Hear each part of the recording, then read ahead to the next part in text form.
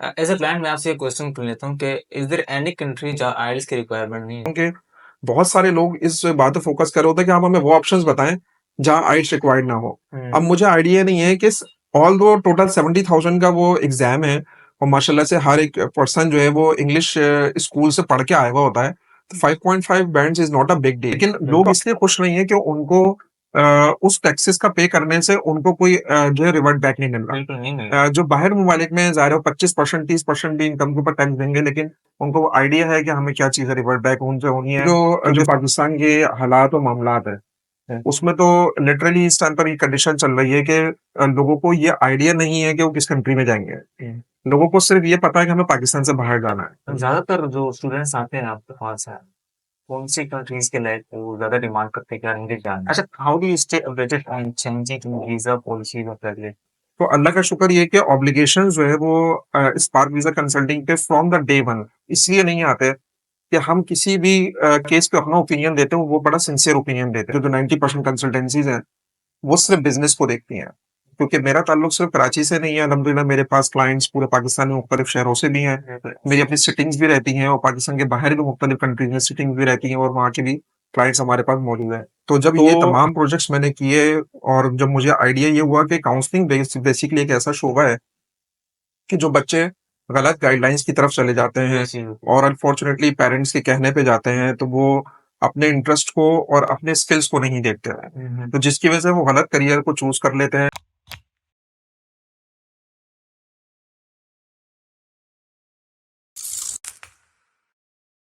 अस्सलामुअलैकुम नाज़रीन, talk shows podcast के साथ में हूँ आपका होस्ट आरिफ शाह नाज़रीन। एक ज़बरदस्त और डाइवर्शनल एंड बेनिफिशियल पॉडकास्ट के साथ फिर हाजिर हुए हैं। आज का एपिसोड जो हमारा है वो बेनिशियल बेनिफिशियल इसलिए होगा क्योंकि ये एक ऐसा टॉपिक है जिसमें अमूमन पाकिस्तान का जो तबका है, ये जो यंग जनरेशन है, इनको अमूमन ये इस चीज़ का जो है वो काफ़ी सामना करना पड़ता है कि हमें बाहर जाके पढ़ना है और हमें या स्टडी वीज़ा पे जाना है या वर्क वीज़ा पे जाना है या माइग्रेशन उस पे जाना है या रिज्यूम राइटिंग वगैरह सारी चीज़ें आ जाती है इसमें।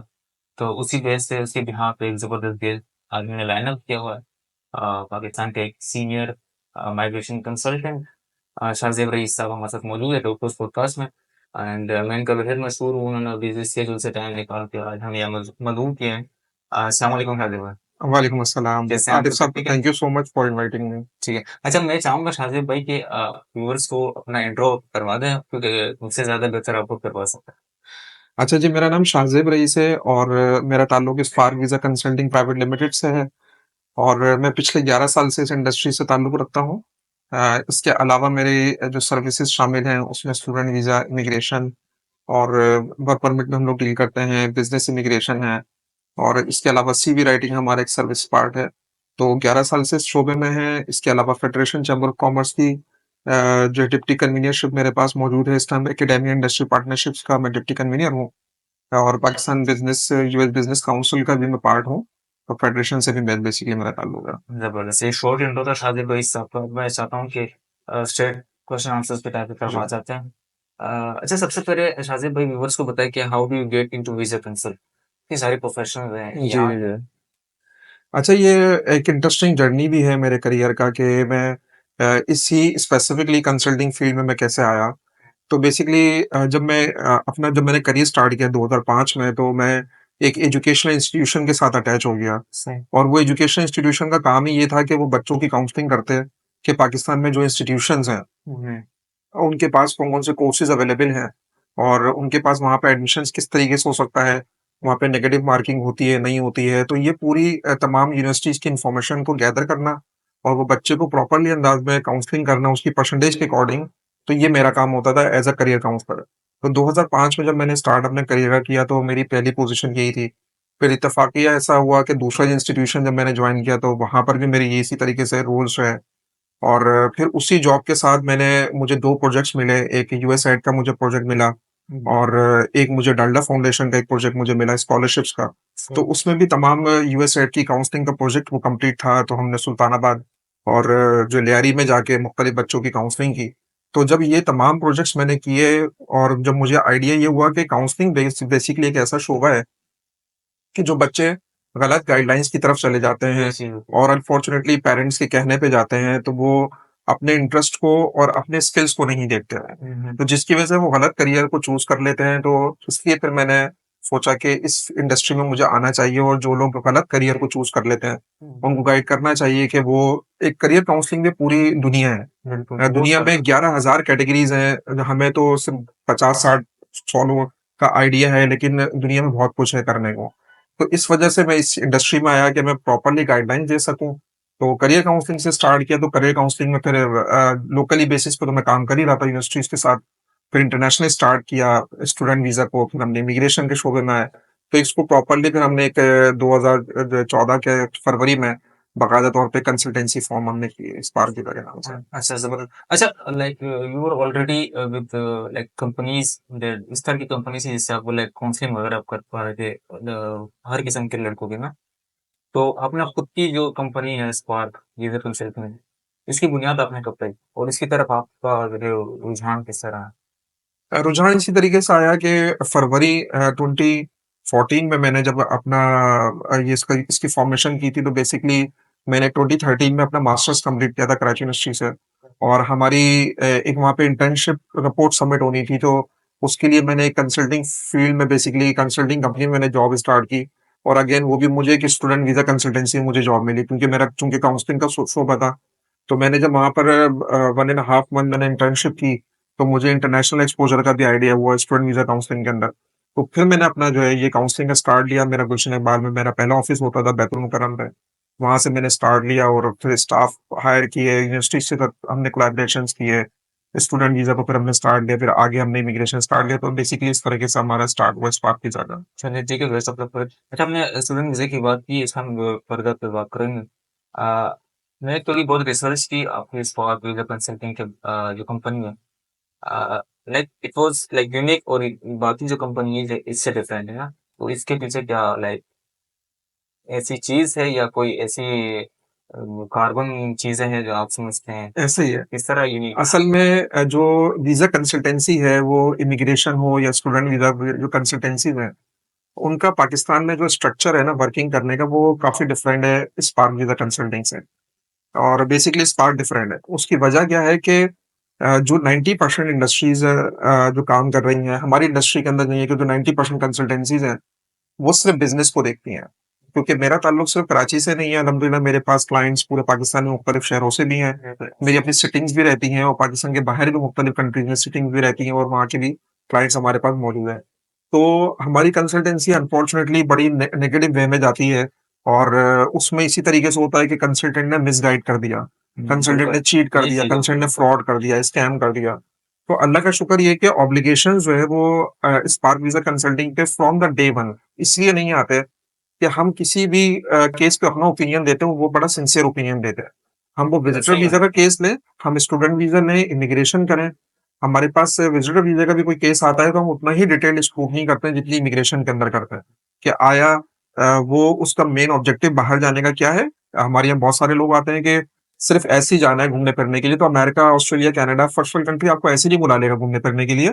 आपको प्रॉपर, या तो आपको टूरिस्ट हो, आपने कितने कंट्रीज विजिट किए हैं, ट्रैवल हिस्ट्री हो, उसमें आपके पास बजट हो, आपका आपका सोर्स ऑफ इनकम स्ट्रांग हो। तो बताने का मतलब ये कि ओवरऑल स्क्रूटिंग प्रोसीजर और हमारी जो सिंसियर ओपिनियन है हर एक केस पे, हम टोटल 34% केसेस टेकअप करते हैं। जो हमारे पास डेली क्यूरीज आती हैं, उसका हमारा परसेंटेज लेवल टोटल 34% है। हम 66% को तो मना ही कर देते हैं केस लेने के लिए। तो बेसिकली ये एक वो मेजर पॉइंट है जो हमें बाकी कंसिस्टेंसी से मुख्तलिफ रखता है। बिल्कुल, ये चीज़ मैंने नोट आउट किया था आपकी जो छोटी सेक्शन में। जी। ठीक है। अच्छा, ये बताएं व्यूवर्स को लाइक आपकी एक्सपर्टीज स्पेशलाइजेशन हम कह सकते हैं, लाइक किस टाइप की वीजाज में आप आपकी स्पेशलिटी लाइक वर्किंग स्टडी और मिले ज्यादा केसेस आपके पास होते हैं? जी, हमारी जो मेन एक्सपर्टीज है, वैसे तो हमारी मल्टीपल सर्विसेज हैं, लेकिन मेन एक्सपर्टीज हमारी इमिग्रेशन है। और इमिग्रेशन का भी हमने पार्ट लिया हुआ है स्किल्ड इमिग्रेशन। स्किल्ड इमिग्रेशन का मतलब ये है कि जिसके पास एक सर्टेन एजुकेशन है, सर्टेन एक्सपीरियंसेस उसके पास मौजूद हैं, उसको माइग्रेट करना हो विद योर होल फैमिली, तो देन वो स्किल्ड इमिग्रेशन में फॉल करते हैं। उसमें normally 16 year education, 5 year experience या 2 ईयर्स एक्सपीरियंस, तो हम तमाम प्रोफेशनल्स में डील करते हैं। तो यूजुअली हमारा जो मेन फोकस्ड है हमारा, या जो हमारे मेन प्रोडक्ट है, वो हमारी स्किल इमिग्रेशन है। बाकी तो हम स्टूडेंट वीज़ा है, वर्क वीज़ा है और बहुत सारे वीज़ा हम लोग डील कर रहे हैं। ठीक है, ठीक। अच्छा, how do you stay updated on changing visa policies of regulate ये बड़ा इंपॉर्टेंट क्वेश्चन है। हम कैसे अपडेट रहते हैं? इसके लिए चूँकि हम एक तो ज़ाहिर है 11 साल से इंडस्ट्री में हैं और बहुत सारी हमने पेड लिटरेचर्स हमने बाय किए हैं, ठीक है? सब्सक्रिप्शन हमने कराई हुई है जो 6 मंथ्स की बेसिस पे होती है, क्वार्टरली बेसिस पे होती है, ईयरली बेसिस पे होती है। तो बहुत सारे हमने ऑस्ट्रेलिया, कनाडा जिसमें भी हम डील कर रहे हैं, Australia, Canada, UK, USA, Ireland, इन कंट्रीज की बहुत सारी ऑफिशियल न्यूज़ेस को हमने जो सब्सक्राइब किया हुआ है। तो एक तो ये है कि हम हमारा एक रिसर्च एंड डेवलपमेंट का डिपार्टमेंट है, जो कि डेली उनका काम होता है कि 2 या 3 घंटे बैठकर डेली बेसिस पे रिसर्च करना कि हमारी आज इमिग्रेशन पॉलिसी में क्या चेंजेस आए हैं। उसकी वजह यही है कि हमारी जो इंडस्ट्री है ना, उसमें नॉलेज अपडेशन बहुत इंपॉर्टेंट है। अगर आज ही कोई पॉलिसी है, ये क्लाइंट बहुत अच्छी बात है कि वो क्लाइंट हो, स्टूडेंट हो, वो इतना मैच्योर है कि वो उसको पॉलिसीज का पता होता है। क्योंकि बहुत सारे व्हाट्सएप के ग्रुप बने हुए हैं, फेसबुक के ग्रुप्स हैं जिनको उनका पॉलिसीज का आइडिया होता रहता है। तो अल्लाह का शुक्र है कि हम लोग जब क्लाइंट हमारे सामने होते हैं, वो कोई भी नई पॉलिसी की बात बता रहे होते हैं, तो हमें ऑलरेडी पता होता है, इसलिए क्योंकि हमने सब्सक्रिप्शन उसकी कराई है पेड सर्विसेज में और हमारे मल्टीपल रिसोर्सेज होते हैं। हमने इंटरनेट से ऑब्वियसली हमारे रिसोर्सेज हैं। इसके अलावा भी हमारे जो है ऑन साइड हमारे रिसोर्सेज हैं, जिससे हम फ्रिक्वेंटली जो अपनी आपको इन्फॉर्मेशन अपडेट रखता है। That's well and good. अच्छा, ज़्यादातर जो स्टूडेंट्स आते हैं आपके पास हैं, कौन सी कंट्रीज़ के लाइक वो ज़्यादा डिमांड करते हैं, क्या इनके जान? अच्छा देखें, अभी तो अगर हम बात करते हैं अगर स्टूडेंट वीजा की, तो वो बल्कि स्टूडेंट वीजा हो या वो इमिग्रेशन हो, अभी जो जो पाकिस्तान के हालात और मामलात है, उसमें तो लिटरली इस टाइम पर ये कंडीशन चल रही है कि लोगों को ये आइडिया नहीं है कि वो किस कंट्री में जाएंगे। लोगों को सिर्फ ये पता है कि हमें पाकिस्तान से बाहर जाना है। वो अपना हम क्योंकि अगेन जो हम इनिशियल स्क्रूटनी प्रोसीजर अपना करते हैं, तो उसमें सबसे पहले हम बजट का आइडिया करते हैं कि आया इस क्लाइंट का बजट कितना है और इसका प्रीरिक्विजिट इसकी क्वालिफिकेशन परसेंटेज के साथ क्या है और वो कहाँ एकोमोडेट हो सकता है। क्योंकि स्टूडेंट वीजा में हम कोई 12-15 कंट्रीज में डील कर रहे हैं और इमिग्रेशन 4 से 5 कंट्रीज में डील कर रहे हैं। तो अल्टीमेटली वो तमाम ऑप्शंस को एक्सप्लोर करने आए हुए होते हैं। क्या हमारे कम बजट के अंदर जल्दी प्रोसेस किस कंट्री का हो सकता है? तो वो ज्यादातर लोग जो ना अभी इस टाइम पर जो सिचुएशन चल रही है पाकिस्तान की इकोनॉमी की, कि वो अब ये नहीं कहते कि हमें स्पेसिफिकली ऑस्ट्रेलिया जाना है। वो कहते हैं आप हमें बताएं कि ऑस्ट्रेलिया से भी अगर कोई कम में ऑप्शन अगर आप दे सकते हैं आप, क्योंकि देखें अभी जैसे जो पोर्चुगल लास्ट ईयर जो है वो बड़ा बूमिंग पोजीशन पे था। ऑल दो हमने कभी भी पोर्चुगल को टारगेट नहीं किया, लेकिन पिछले साल हर दूसरा हमसे क्यूरी करता था कि आप पोर्चुगल में डील करते हैं, हम मना कर देते थे। इस साल लग्जमबर्ग एक कंट्री है, उसका लोगों के माइंड पे बड़ा जो है आया हुआ है, लेकिन हम इसमें डील नहीं करते क्योंकि ये शॉर्ट टर्म आपके गोल्स हैं। क्योंकि आप देखें जो पिछले साल जो जो वहां गए थे, वो आज सारे वहां पे स्टक हुए हैं, उनको कोई उनका करियर नहीं मिला उनको वहां पर, और उस तरीके से उनके कोई भी जो है जो जो ऑब्जेक्टिव थे उनके मीट नहीं हुए। तो इसीलिए हम अच्छे बड़े कंट्रीज में अप्लाई करते हैं और उसी में ही हम क्लाइंट को बता रहे होते हैं। लेकिन ये आगे भी हम इस बात को कवर भी कर लेंगे कि जो हमने बजटिंग कंट्रीज कौन सा अनाउंस किए हैं, तो उस लिहाज से भी हम वो सारा गाइडलाइन तुमको दे रहे चलिए, हैं। ठीक है। अच्छा, आपने बजट और इकोनॉमी की बात की। पाकिस्तान के जो इस वक्त हालात है, लाइक आपको ही पता है, मुझे भी जरूरत पता है, इन्फ्लेशन ने कितना इफेक्ट इफेक्ट किया है इमिग्रेशन के ऊपर? इफेक्ट जरूर किया है इन्फ्लेशन में, क्योंकि इन्फ्लेशन रेट बढ़ा है तो भी लोगों के माइंड में ये आया कि पाकिस्तान से बाहर जाना चाहिए। बल्कि इसमें मैं आपको एक और चीज ऐड करूँ, एक इन्फ्लेशन है और एक टैक्सेस है। जो स्पेशली इस साल जो हमारे अभी जून में टैक्सेस लगे हैं, इवन सैलरीड पर्सन भी, क्योंकि हमारे पास जो प्रोफेशनल्स आते हैं सारे सैलरीड पर्सन आते हैं। तो अब उन लोगों के जो एडिशनल सैलरीज के ऊपर टैक्सेस लगे हैं वो, और जो लास्ट ईयर या एक साल पहले जो इन्फ्लेशन 37% तक चला गया था, तो उसकी वजह से इमिग्रेशन ओवरऑल सिस्टम, मैं ये कहूंगा पॉजिटिव, हमारी इंडस्ट्री में पॉजिटिव बूम आया है क्योंकि जाहिर है लोग बाहर जाना चाहते हैं पाकिस्तान को छोड़ के। तो इम्पैक्ट बहरहाल यही आया है कि लोग बाहर जाना चाहते हैं। लोग ऑल दो देखें 37% भले वो यहाँ का इन्फ्लेशन रेट हो या वो इवन 30% टैक्सेस पे करें यहाँ पर, लेकिन लोग इसलिए खुश नहीं है कि उनको उस टैक्सेस का पे करने से उनको कोई जो है रिवर्ट बैक नहीं मिल रहा। बिल्कुल नहीं मिल जो बाहर ममालिक में ज़ाहिर है 25% 30% भी इनकम के ऊपर टैक्स देंगे, लेकिन उनको वो आइडिया है कि हमें क्या चीज़ रिवर्ट बैक उनसे होनी है, क्योंकि सोशल कम्युनिटी है वहाँ पर। उनको पता है कि बच्चों की एजुकेशन है, सिक्योरिटी है, ये तमाम चीज़ें हमें वहाँ से मिलनी है, जो कि अनफॉर्चुनेटली पाकिस्तान में इस टाइम पर नहीं हो रही है, आती, तो बिल्कुल। जिसकी वजह से लोग बाहर जाना चाह रहे थे। ठीक है। अच्छा, देखिए, साजिद भाई, हर फील्ड में हर किस्म के लोग होते हैं और फिर आप लोग का काम ऐसा है कि लाइक मल्टीपल लाइक आप गेस्ट को या ले सकते हैं जो सर्विसेज प्रोवाइडर होते हैं, उनको डील करते हैं। कोई ऐसा चैलेंजिंग केस आपके पास आया है जिसको सॉल्व कर आउट करते हुए आपको दिक्कत हुई हो या डिस्टर्बेंस हुई है? आप किसी क्लाइंट के केस की बात कर रहे हैं? क्लाइंट के हाँ, बिल्कुल इसी तरीके से ये नॉर्मली आते रहते हैं फ्रीक्वेंटली, क्योंकि हमारे यहाँ अनफॉर्चुनेटली ये होता है कि जो मैंने अभी इमिग्रेशन कंसल्टेंसी का ओवरऑल एनवायरनमेंट आपको बताया, कि जिसमें लोग मिस गाइडलाइंस की तरफ ज़्यादा जाते हैं। तो एक होता है कि जैसे हॉस्पिटल्स में होता है कि एक हॉस्पिटल ने केस खराब कर दिया तो वो दूसरे के पास आ गया। हाँ, अब वो उसकी हाँ। ज़िम्मेदारी है वही कि उसको बेहतर किस तरीके से बना सकता है। हुँ, तो हमारे पास भी केसेस मुख्तलिफ कंसल्टेंसी से रिफ्यूज़ल्स केसेस भी आते हैं। इसके अलावा केस 90% तक रिफ्यूज़ल्स हो चुके होते हैं। तो वो अब जब उन्होंने हमारी वीडियो देखी होती है या कोई चीज़ हमारी जो रेफ़रेंस से आ जाते हैं, तो हम कोशिश करते हैं कि वो बेहतर हो। तो अल्लाह का शुक्र है कि एक और हमारा इस तरह का एक मुझे कनाडा का बहुत अच्छी तरीके से आज तक याद है कि हमारा 2017 का एक केस था, और वो जो डिफेंस की बड़ी कंपनी है और इवन वो ऑस्ट्रेलियन रजिस्टर्ड कंसल्टेंट है, उनका केस हमारे पास फॉरवर्ड किसी ने किया था हमें। और वो एक कनाडा में एक जो है टर्मिनोलॉजी इस्तेमाल होती है केस के लिए, तो बेसिकली उनका केस एंड पे आ गया था। लेकिन जब हमने फाइंडिंग्स केस के ऊपर की कि हम उसको रिवर्ट बैक किस तरीके से कर सकते हैं, नेचुरल जस्टिस बेसिकली कहलाता है, वो नेचुरल जस्टिस आपके में देते हैं, तो उसमें फिर हमने उनकी सारी फाइंडिंग्स की और बेहतर अंदाज में हमने उनके जो ऑब्जेक्शंस थे, क्योंकि अल्टीमेटली उसमें कंसल्टेंट की तो की मिस्टेक, लेकिन क्लाइंट की कुछ अपनी भी मिस्टेक इसमें थी, क्योंकि उसने क्योंकि हमारे यहाँ यूजुअली ये होता है कि मेंटालिटी ये है कि हम एक्सपीरियंस हेडर्स और पे स्लिप बाहर जाने के लिए कहीं से भी बनवा लेंगे। हुँ। हमने क्योंकि सिर्फ कंसल्टेंट गलत नहीं है, क्लाइंट भी गलत है। बिल्कुल ये लोकल भी मैं कंपनी बिल्कुल, हाँ। तो लोग खुद भी यही करते हैं कि कंसल्टेंट को आगे मशवरा देते हैं कि हम आप कहीं से भी बोले हम आपको इसमें सेटर बनवा देंगे। लेकिन देखें, पहले सिस्टम दूसरे थे, अब सिस्टम दूसरे हैं। वो बाहर का अगर अंग्रेज बैठा हुआ है तो वो हर एक चीज़ को डिटेल में असेस करता है। तो इसीलिए उन्होंने उससे डॉक्यूमेंटेशन को स्टडी करके उन्होंने उस पे ऑब्जेक्शन लगाया कि आपके फेक डॉक्यूमेंट दें। लेकिन फेक डॉक्यूमेंटेशन में उससे ज़्यादा उसके कंसल्टेंट का रोल था, क्योंकि उसके कंसल्टेंट ने किसी कंपनी को उसको फेक डॉक्यूमेंट बना के दिया था। तो बहरहाल अल्टीमेटली वो प्रॉब्लम सॉर्ट हो गई। अच्छा क्लाइंट्स आते जाते हैं आपके पास लाइक फॉर अच्छा रिव्यू देते हैं। अच्छा लाइक क्लाइंट की सैटिस्फैक्शन को आप कैसे इंश्योर बनाएँ? हुँ। देखिए, क्लाइंट की सैटिस्फैक्शन 2 पार्ट्स में है। एक तो client satisfaction before starting the case है, और client satisfaction after starting the case, ठीक है? Before starting the case satisfaction, again हम क्लाइंट को सैटिस्फाई करने के लिए ही मुख्तलिफ जो वो पार्ट्स प्ले कर रहे होते हैं। लेट्स से क्लाइंट को आइडिया है कि ऑर्गेनाइजेशनल रेपुटेशन क्या है। हम ऑर्गेनाइजेशन रेपुटेशन पे बहुत सारी यूनिवर्सिटी के साथ डायरेक्टली कोलैबोरेशन कर रहे हैं।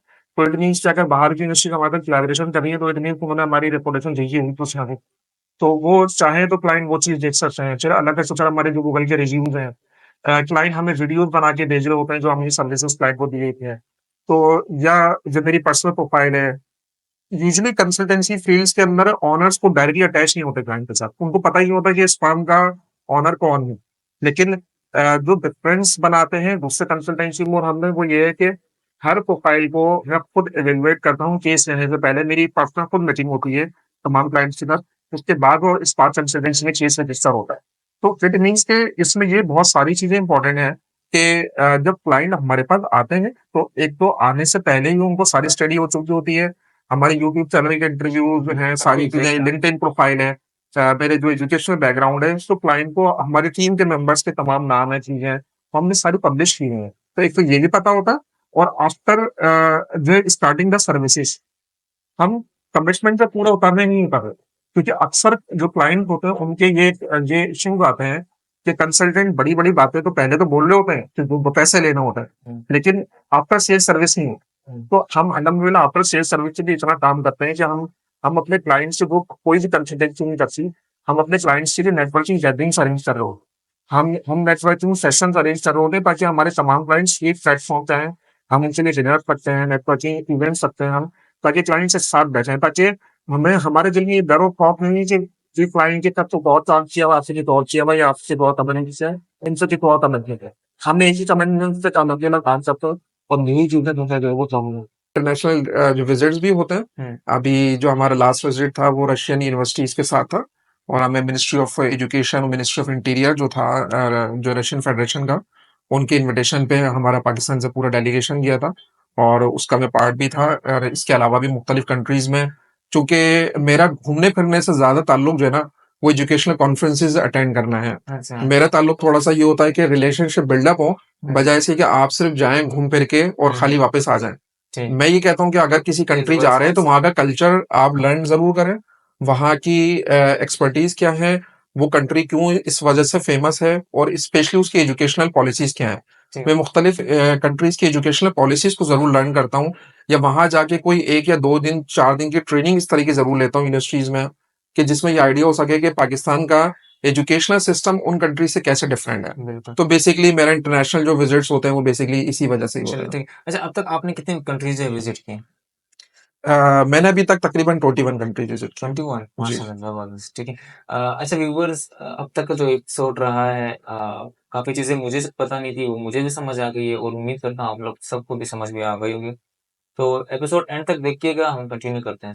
अच्छा शाहज़ेब भाई, हम जो है वो स्टूडेंट्स वीज़ा पे थोड़ी-सी नज़रसानी कर लेते हैं। अमूमन लड़कों को इस चीज़ में, लाइक स्टडी वीज़ा पे जानते आते-जाते हुए जो चीज़ें होती हैं, काफ़ी मुश्किलात होती हैं उनको। तो ये चीज़ें भी सामने आ जाएँगी, आपने बेहतर गाइड किया लास्ट टॉपिक पे भी, और इस पे भी करते हैं। चलिए।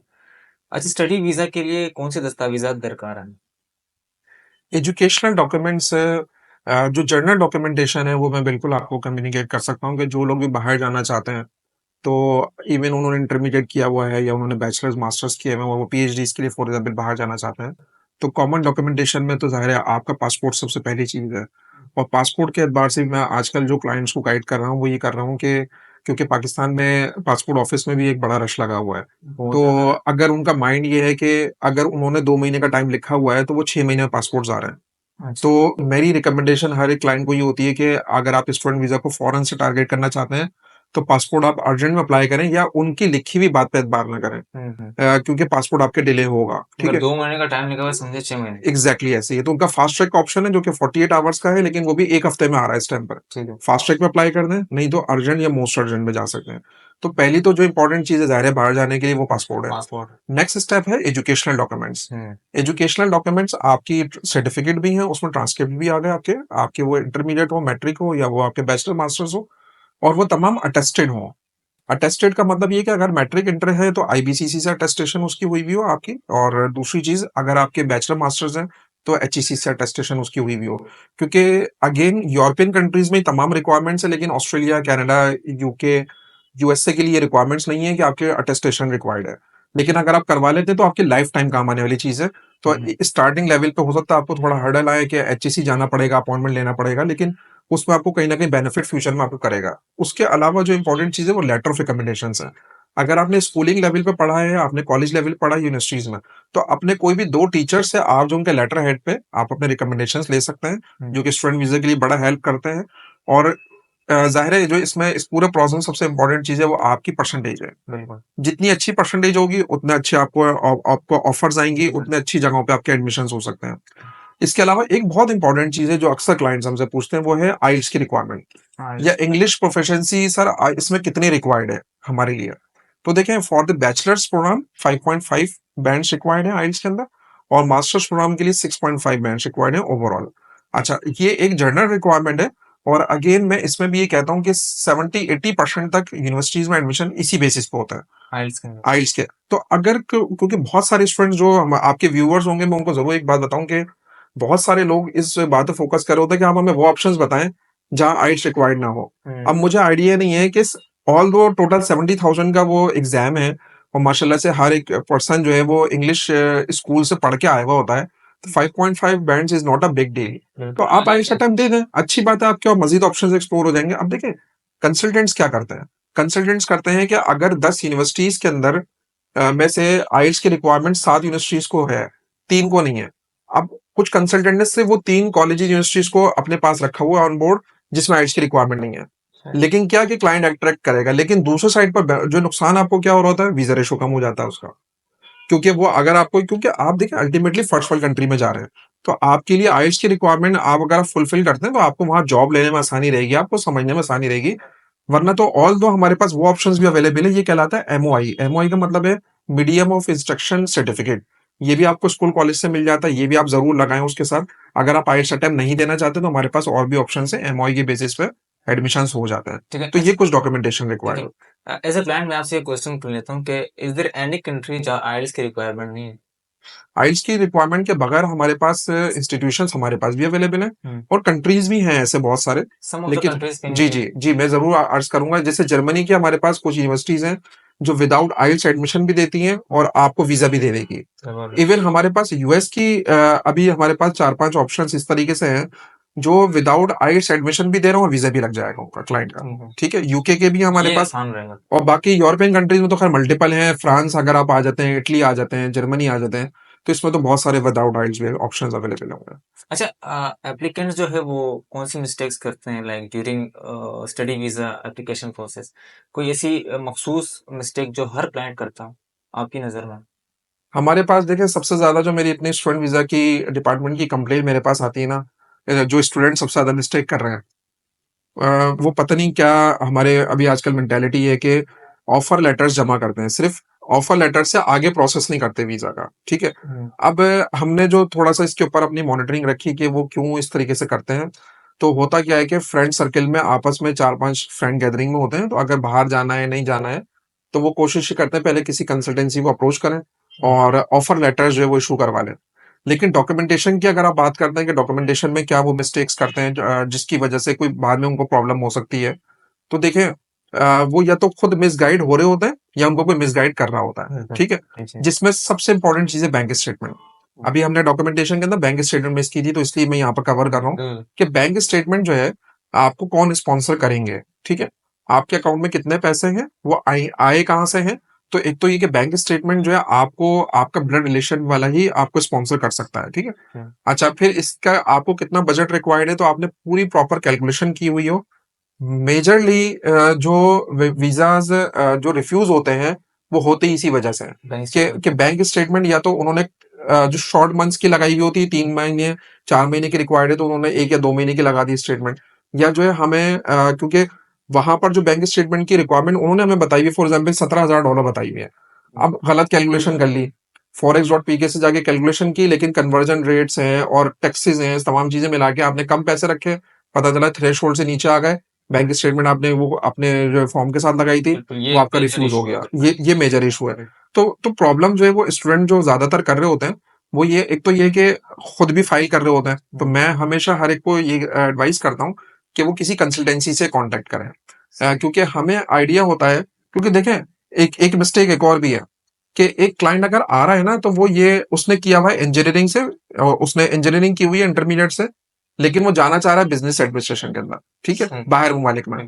तो अब वो उसका कहना क्या है, वो ये कह रहा है कि बिजनेस एडमिनिस्ट्रेशन में चूंकि मेरा बजट कम आएगा, तो इसलिए मुझे जाना है। तो मेरे एतबार से ये भी बहुत बड़ी मिस्टेक कर रहे हैं, अगर मैं एज अ करियर काउंसलर आपको बताऊं। क्योंकि जब आपने अगर इंजीनियरिंग की होगी तो किसी पर्पस पे की होगी ना, तो आप इंजीनियरिंग के कोर्सेज को क्यों परस्यू नहीं कर रहे? ठीक है, 2-4 हजार $5,000 एक्स्ट्रा फीस उसकी होगी, लेकिन आप उसी को परस्यू करें ना। लेकिन किसी कंसल्टेंट ने उनको गलत मशवरा दे दिया, गलत साइड पे चले गए, तो ये सारी मिस्टेक्स हो सकती हैं स्टूडेंट में। अच्छा बिल्कुल, अगर कोई लड़का यहाँ स्टडी वीजा पे चला जाता है यूएस या कनाडा, तो पार्ट टाइम जॉब कर सकता है?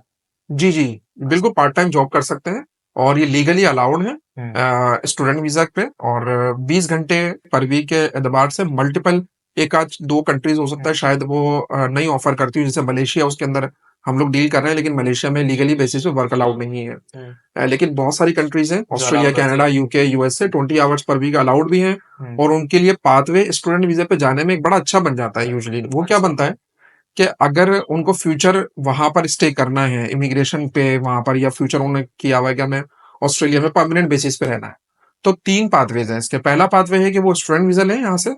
उसके बाद जब स्टूडेंट वीजा खत्म हो जाता है तो उनको वर्क परमिट अलाउड होता है गवर्नमेंट की तरफ से। तो 2 साल का उनको लीगल वर्क परमिट मिल जाता है कि वो अपनी वो जॉब्स कर सकते हैं फुल टाइम।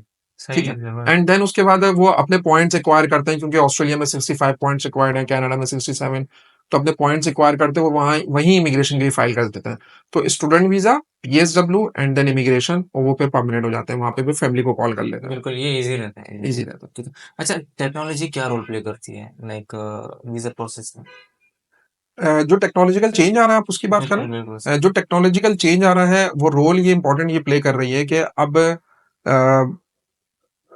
स्मार्टनेस लोगों के अंदर ज्यादा आ गई है। ठीक है, और ये बहुत अच्छी बात है कि जबकि इंटरनेट या ज़ाहिर सी बात है, अब जो हमारे सिस्टम्स आ रहे हैं, टेक्नोलॉजी जो आ रही है, तो उसमें अब डायरेक्टली स्टूडेंट्स यूनिवर्सिटीज़ को अप्रोच कर सकते हैं और डायरेक्टली अपना वीज़ा खुद भी फाइल कर सकते हैं। उनको ज़रूरी नहीं है कि वो किसी कंसल्टेंट को हायर करें, अगर कि उनको इन्फॉर्मेशन पूरी है तो। वरना ज़ाहिर है इसमें कुछ टेक्निकल चीज़ें होती हैं जिसमें कंसल्टेंट की उनको ज़रूरत होती है। लेकिन टेक्नोलॉजी कहाँ रोल प्ले कर रहा है कि उनके लिए हर चीज़ अवेलेबल है। अब हर पर्सन वीडियोज़ बना के यूट्यूब पे लगा रहे होते हैं, टेक्नोलॉजिकल बेनिफिट ले सकते हैं उससे। दूसरी चीज़ ये कि यूनिवर्सिटीज़ के लिए अब पूरे बहुत सारी ऐसी वेबसाइट्स हैं, जहाँ पर आपके कोर्सेज़ खुद फ़िल्टर आउट हो जाते हैं। आपने लिखा कि मेरी 61% है इंटरमीडिएट में, मुझे बीएस इकोनॉमिक्स करना है, मुझे ऑस्ट्रेलिया के अंदर वो तमाम यूनिवर्सिटीज़ दे दो जो बीएस इकोनॉमिक्स करवाती है, 61% मेरी है। उसके एतबार से पूरे आपके ऑप्शन फ़िल्टर आउट हो जाएँगे। तो ये टेक्नोलॉजिकल रोल आ रहा है इसके अंदर। इसके अलावा भी जब हम आप जो है आपने ऑफर लेटर ले लिया, वीज़ा फाइल कर रहे हैं, तो एम्बेसीज़ की वेबसाइट्स बनी हुई हैं। तो वहाँ पे ज़रूरी नहीं है कोई कंसल्टेंट आपका अकाउंट क्रिएट करे, आप खुद जाएँ वहाँ पे अकाउंट क्रिएट करें, वीज़ा फाइल करें अपना ऑनलाइन। ये टेक्नोलॉजिकल बेनिफिट इसमें आ रहा ठीक। अच्छा शाज़िब भाई, मैं आपसे फाइनल क्वेश्चन कर लेता हूँ, उसके बाद चीज़ें रैप अप करते है। हैं। जी। What's next for spark visa consulting? यानी वो मतलब क्या चेंजेस या क्या नई चीज़ें अपनाएँगे स्पार्क वीज़ा कंसल्टिंग में? अच्छा, हमने इसमें long term goal, short term goal, mid goal भी हमने अपना डिसाइड अल्हम्दुलिल्लाह किए हुए हैं और बड़ा अच्छा होता है कि हम उसी गोल्स पे जो है ईयरली ऑब्जेक्टिव्स को अचीव भी कर रहे होते हैं। तो अभी हमने जो भी इमिग्रेशंस के सिनेरियोज़ हैं, वो तो हम अल्हम्दुलिल्लाह कर ही रहे हैं। स्टूडेंट वीज़ा पे भी हमारी एक और भी फ़र्म है एसबीएस एजुकेशन कंसल्टेंट्स, जो कि स्पेसिफिकली स्टूडेंट वीज़ा की फ़र्म है और वो उस पे हमने फ़ोकस किया हुआ है। आने वाले जो हमारे प्रोजेक्ट्स हैं, अभी हमने एक नई सर्विस लॉन्च की है अपॉर्चुनिटी कार्ड। जर्मनी की एक बड़ी ज़बरदस्त एक अपॉर्चुनिटी आई है और पहले वो जॉब सीकर वीज़ा के नाम पे थी और अब उन्होंने स्टार्ट लिया है, नॉन यूरोपियंस उनको लोग रिक्वायर्ड हैं और उसकी पूरी प्रॉपर उन्होंने वेबसाइट बनाई है, वो तमाम प्रोसेसेस हो रहे हैं। बड़ा ईज़ी उसका प्रोसेस है। कोई आपकी यूनिवर्सिटी की डिग्री हो, जो 2 इयर्स की, आपके पास 6 बैंड साइट्स का स्कोर हो, ब्लॉक अकाउंट, 1 साल का आपका बजट मौजूद हो कि आप जर्मनी में अपने एक्सपेंसेस बेयर कर सकते हैं। और टोटल आपको 6 पॉइंट्स रिक्वायर्ड है। जिसके पास बैचलर्स की डिग्री है, यानी कि इवन 14 इयर्स भी है, तो 4 पॉइंट्स वो एक्वायर कर लेते हैं, 2 पॉइंट्स एक्सपीरियंस से एक्वायर कर लेते हैं, आइल्स से उसके अंदर वो बॉटलनेक ऑक्यूपेशन, तो मुख्तलिफ फैक्टर्स को वो कैलकुलेट करके 6 पॉइंट्स उनके यूजुअली हो जाते हैं। तो ये बड़ा अच्छा ऑप्शंस जो है वो अभी जून 2024 में लॉन्च हुआ है और उसमें इजीली जो है लोगों को वीजा मिल रहे हैं। इसका 71% वीजा रेशो अभी भी चल रहा है और ऑल दो जो कराची से जरा इजी है, बाकी जो हमारे पंजाब के आपके व्यूअर्स होंगे या जो केपीके के साइड से, उनके लिए अनफॉर्चुनेटली ये प्रोग्राम अभी इस टाइम पर इतना मीनिंगफुल इसलिए नहीं है क्योंकि इस्लामाबाद एम्बेसी से अपॉइंटमेंट जरा मुश्किलात हो रही हैं। वरना ये बहुत इजी प्रोसेस है और बहुत सारे लोग इस वीजा पे जा रहे हैं। तो इसको जरूर जो है वो लोग टारगेट भी कर सकते हैं। ये हमारी बिल्कुल जो रिसेंट जो प्रोडक्ट थी उसके हवाले से मैंने आपको गाइड किया। लेकिन अपकमिंग जो हमारा जो जो प्रोजेक्ट या फेज है ना हमारा, वो है हम इंशाल्लाह इसकी बिजनेस इमिग्रेशन लॉन्च करने जा रहे हैं। तो अब ये है कि हम दिसंबर में इंशाल्लाह एक मेगा इवेंट हम अनाउंस कर रहे हैं। इंशाल्लाह वो कराची में एक होटल में होगा और तो बिजनेस कम्युनिटी को हम उसके साथ अटैच करेंगे और चूंकि मेरा ताल्लुक भी बिजनेस कम्युनिटी से है और बहुत सारे सोशल फोरम से मेरा ताल्लुक है, तो उसमें ये कि इंशाल्लाह सबको हम ऑन बोर्ड लेकर कोशिश करेंगे कि एक बिजनेस इमिग्रेशन की अच्छी सर्विसेज लॉन्च की जाए, क्योंकि जो बिजनेस होल्डर्स हैं उनको इश्यूज ये आ रहे हैं कि बिजनेस एक्सपेंशन उनको करने हैं या बिजनेस ट्रांसफर उनको पाकिस्तान से करने हैं। तो वो मेरे पास क्यूरीज बहुत ज्यादा जो है जनरेट हो रही हैं। तो इस हवाले से इंशाल्लाह आने वाले अपकमिंग प्रोजेक्ट के अंदर हमारा बिजनेस इमिग्रेशन लॉन्चिंग सेरेमनी है और हम अपनी एक्सपो भी करने जा रहे हैं दिसंबर में। तो जो कि हमारा एक सिग्नेचर इवेंट है, एजुकेशन एंड इमिग्रेशन एक्सपो, वो भी इंशाल्लाह हम जल्द अनाउंस कर रहे हैं। Best of luck for your thank tenure you. Process and adventures. ठीक थैंक है। यू। अच्छा शाजिब साहब, हमारे टॉक शोज पॉडकास्ट पे आप मौजूद है, एक छोटा सा मैसेज व्यूअर्स के लिए। अच्छा, व्यूवर्स तो माशाल्लाह से ज़ाहिर है ये तमाम तरह के लोग आपके व्यूवर्स होंगे, जिसमें यंगस्टर्स भी हैं, प्रोफेशनल्स भी हैं, एंटरप्रेन्योर्स भी हैं। तो बीइंग अ कंसल्टेंट, मैं तमाम लोगों को ये ज़रूर गाइड करूँगा कि ठीक है, आप लोग हमेशा ये एक बात कहते हैं कि पाकिस्तान में कुछ नहीं रखा हुआ। लेकिन मैं कहीं न कहीं एज़ अ कंसल्टेंट, ऑल्दो मैं इसी फील्ड से बिलॉन्ग करता हूँ, मैं ये ज़रूर अर्ज़ करूँगा कि आपके जो रूट्स हैं, जो आपके पाकिस्तान में ऑलरेडी बनी हुई हैं, उसको आप कट डाउन ना करें। ठीक है, स्टूडेंट वीज़ा पे आपको बाहर जाना है, आपको टेम्परेरीली मूवमेंट अपनी करनी है, क्योंकि देखें जो लोग बाहर जाते हैं, तो वो भी रेमिटेंसेस पाकिस्तान में भेजते हैं। तो पाकिस्तान में कहीं न कहीं वो रोल प्ले कर रहे हैं पाकिस्तान की इकोनॉमी के लिए। लेकिन अपना जो रूट्स है, उसको अपने पाकिस्तान में ही स्ट्रॉन्ग रखें, क्योंकि आपकी अपब्रिंगिंग यहीं पे हुई है। और कोशिश करें कि आप खुद भी पाकिस्तान के अंदर कहीं न कहीं कंट्रीब्यूट करें, पाकिस्तान की इकोनॉमी में कंट्रीब्यूट करें और टैक्सेस जो है वो ज़रूर पे करें और हमारी गवर्नमेंट को भी चाहिए कि वो जो लोग भी इंश्योर कर रहे हैं इस बात में कि वो टैक्सेस तमाम पे करते हैं, तो उनको तमाम वो फैसिलिटीज़ प्रोवाइड की जाएँ जो वो बाहर देखना चाहते हैं। क्योंकि वो बाहर इसलिए ही जाना चाहते हैं क्योंकि उनको लगता है कि जो टैक्सेस वो यहाँ पे कर रहे हैं, उनको वो तमाम फैसिलिटीज़ नहीं मिल रही हैं। तो इंशाल्लाह इस चीज़ से ज़रूर आपकी बेटरमेंट हो सकती है। ठीक है, व्यूअर्स एक ज़बरदस्त मैसेज कन्वे किया है शाहज़ेब साहब ने और उम्मीद करता हूँ ये एपिसोड आप लोग को बेनिफिशियल लगेगा, पॉजिटिवनेस इंशाल्लाह आपको इस चीज़ से मिलेगी। और तो इंशाल्लाह उम्मीद करता हूँ अगले एपिसोड में आप लोगों से फिर मुलाकात होगी। मैं हूँ आपका होस्ट आरिफ।